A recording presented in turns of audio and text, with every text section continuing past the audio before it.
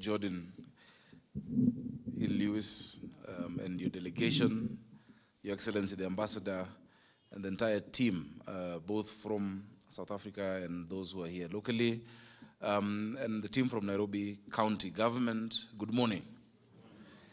It's a beautiful day. It's a historic day. And I was asking my colleague, because if I was here maybe a few years before the new constitution, I'd be a mayor as well. That's what we had here. I can't understand why this has never been done before. Nairobi and Cape Town, most natural allies, you know. But I'm happy we're the ones who've gotten to do it. So allow me first to introduce the members of my team, at least some of them who are here. I will start, of course, you've met the Deputy Governor, Njoroge Mushiri. We have our County Attorney, Lydia Kwamboka, our County Secretary, who is also here. We have a few of our CECs, who are our ministers, led by SG Mwangi. He's in charge of lands and housing and settlement and urban renewal, which is what we're focusing on. We have Susan Silantoi. She's in charge of customer service, public participation, and inclusivity.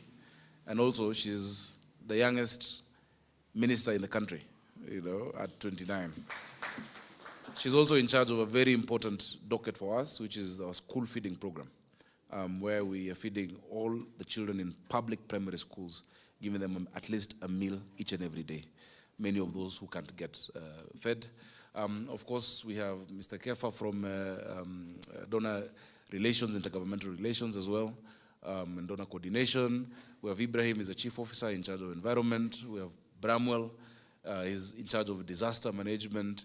We have Victor behind him in charge of our startups and the digital economy. Then we have a few members of our Council of Advisors. Mr. Fazul, he's in charge of, he's my political advisor actually. And I also advise him sometimes. We have George, he's ICT advisor. We have Mutuma in the legal department. We have Larry from, he was in environment before, he's been in finance, but he's our economic advisor. And Dr. Samora, who is our health advisor. And Zipporah in charge of business and hustler opportunities. Yeah? We have a docket in charge of hustlers, you know, just to get things moving. So it's such a pleasure, as I've said. Oh, Priscilla Mahinda, right ahead of me. She's the chief officer in my office. Office of the, where? Oh yes, Maina in charge of planning is our advisor in planning. The team is big, I want to introduce everyone. But thank you, I can see Kisali also there, in charge of our fire department and many others. As I'm saying, it's a pleasure, really, to have this day. When I became governor, I never thought I'd meet a younger mayor or governor. But today, I'm very proud that I have met a mayor of a great capital, or a great city in the continent, an economic hub, a cultural hub, who is of my generation and 1 year younger than me. You know, so you guys now, you can clap for me as well. Because you always wonder why your governor is the youngest person in the room. And it's really encouraging. When I looked at your videos, your history, the journey you've taken, it's really inspiring. It reminds me of my own journey, which I'm taking. I think with us, we are still at the onset of our journeys, our respective journeys.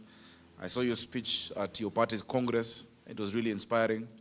And it was very interesting that beyond the similarities we shared when we spoke in my office for a few minutes, one is that in your earlier campaign, you spoke about hope for all, and that has been the mantra of our administration, to create a city of order, dignity, hope, and opportunity for all of the people of Nairobi. And that colors and guides each and every interaction we do. Also, this is our first sister city agreement under our administration that we're signing. So just like you, this is our first, so it must work. This one must work, and we must make sure that we nurture this relationship between Nairobi and Cape Town. Now, Nairobi and Cape Town share a long and interesting history. Some of you might have heard about Ewart Grogan, a colorful character to whom we owe the Gertrude's Hospital, and after whom a street not far from here is named. He once walked from Cape Town to Cairo before eventually settling in Kenya. He went all the way and came back half the way and said he found the best place to settle. And he settled in Nairobi He came from South Africa, and he is a part of the history of this city. This city has a lot of history. You have eldermen. We used to have eldermen. The room you're in was the council chambers. And eldermen met here, and the public who would be allowed here at the gallery up there were only those who owned land. Only those who were allowed to come in. Now all of us are here, and things have changed. We have hustlers in City Hall.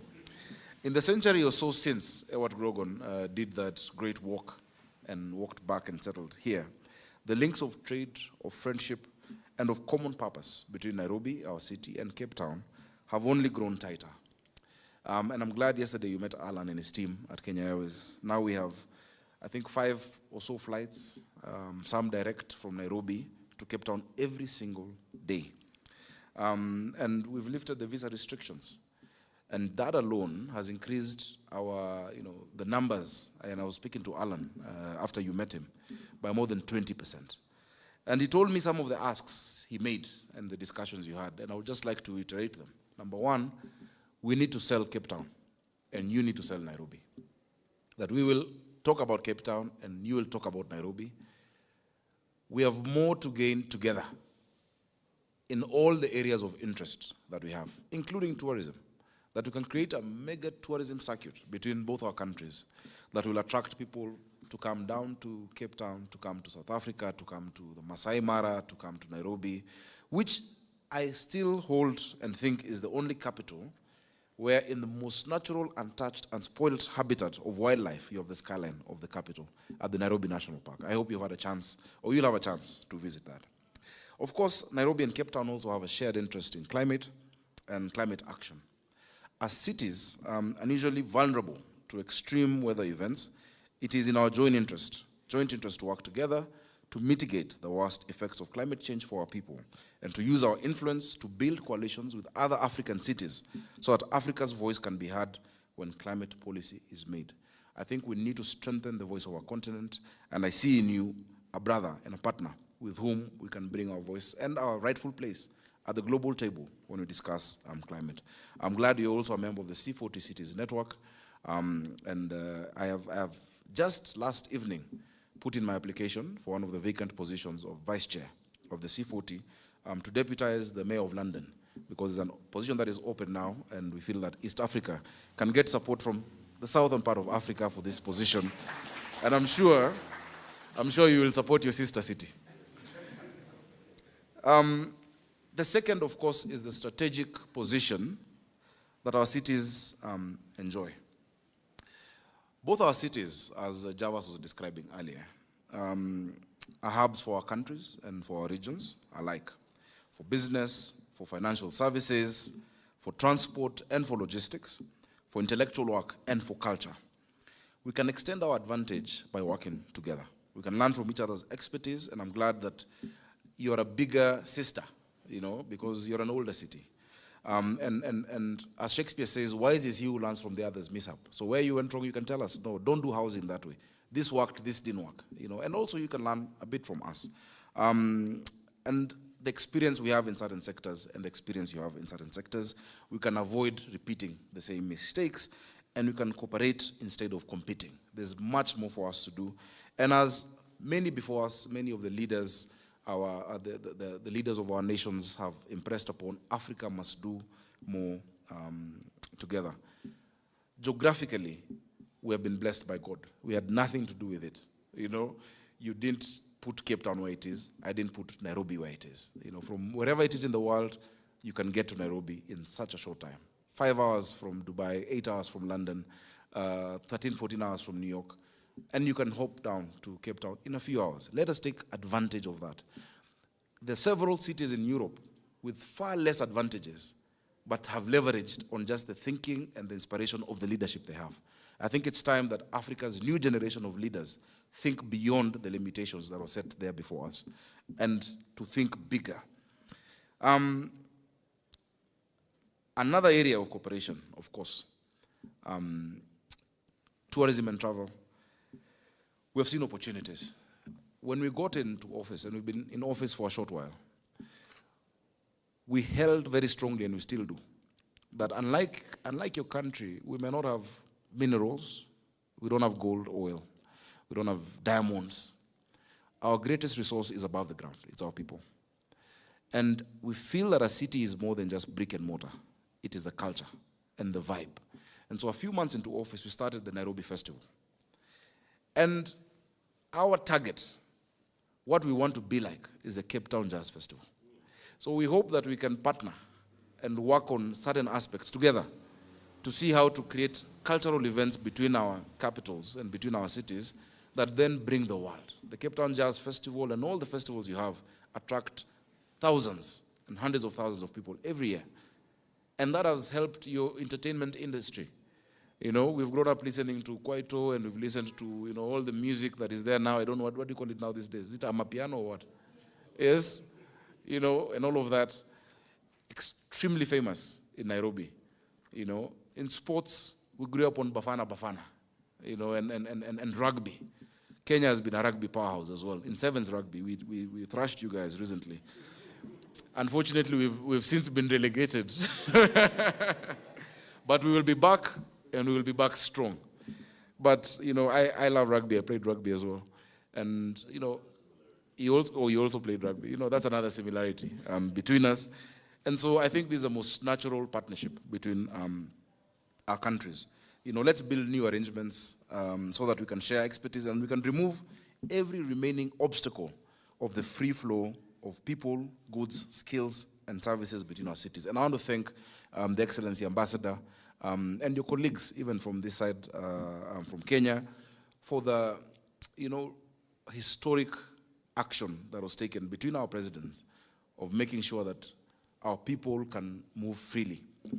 You know, I keep giving this example of the predicament in our continent, is that of once, if you've, you know, raised or herded goats before and you tether one to a tree for an hour or 2 hours, even when you remove the rope, it stays within that circumference. And for a long time, our continent has been separated by imaginary lines that were not drawn by us. They're not natural to us. Our languages are similar, our people are experienced, but we still stay confined in those imaginary spaces. Let's lift those barriers, and Africa must trade with Africa. As this partnership grows stronger, we can expect more areas of cooperation to open up. We can look forward to even further improvement in those that we've begun. I'm very happy about the issue of settlement and housing. We're really big on that. The national government is doing a lot in that regard, and so are we as a county government. We are redeveloping 9 estates, and we're just about to award redevelopment and just reimagining how our cities should look like. And I'm very happy that during the UN Habitat Assembly, we'll be hosting mayors from across the world. So you and I, now sister cities, will be hosting the mayors here. I know you'll bring South African products of your agriculture as we host them for dinner, and just to, you know, reimagine and recalibrate our interaction and our engagement, and to build such coalitions. For today, however, let me leave it at that because we have a lot of engagements coming forward. I'm looking forward to learning about what you've done in your waste to energy management, in your solid waste management. I just asked you about your stadia. We are keen on that because sports is big. We have a lot of projects that we're doing, and so you have found somebody who's going to keep bugging you on your phone every now and then, because the Bible says, as iron sharpens iron, so does man sharpen man. So it is a pleasure to host you, to rekindle our friendship with Cape Town, and to prepare for a new, stronger partnership in the months and years to come. Danke, asante sana. Thank you very much.